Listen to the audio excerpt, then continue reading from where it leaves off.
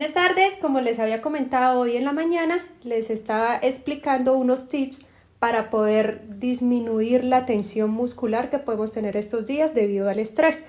Para ello vamos a empezar sacando nuestros materiales, dentro de los cuales tenemos que ir entonces al congelador y vamos a obtener unos cubitos de hielo.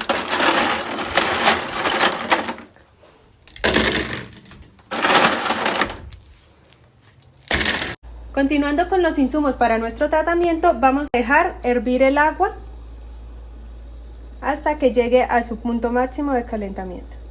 Aquí, como pueden observar, estos son los únicos elementos que necesitamos para poder realizar nuestro tratamiento en casa. Entonces, con ayuda de esta bolsita, o puede ser una bolsa plástica en dado caso que no la tengan, vamos a dispensar en ello los hielos. Por otro lado, vamos a destapar nuestra bolsita especial para agua caliente y vamos a llevar a dispensar todo el líquido que calentamos hace unos minutos en nuestra cocina.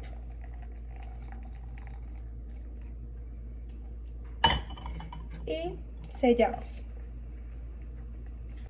Bueno, y ahora ya acá, desde la comodidad de mi cuarto, empezamos a colocarnos nuestras compresas. Ya saben, compresa fría durante 8 a 10 minutos en la zona de los cachetes para que relajemos todos los músculos que se ubican en este lado, ya sea el macetero, y vamos a colocarlo continuo. No van a estar retirando y colocando. Esperamos de 8 a 10 minutos y procedemos a colocarnos las compresas de agua caliente. Como ya tenemos todo preparado, tenemos la compresa de agua caliente y igualmente esta sí vamos a mantenerla ahí en un promedio de 15 a 20 minutos.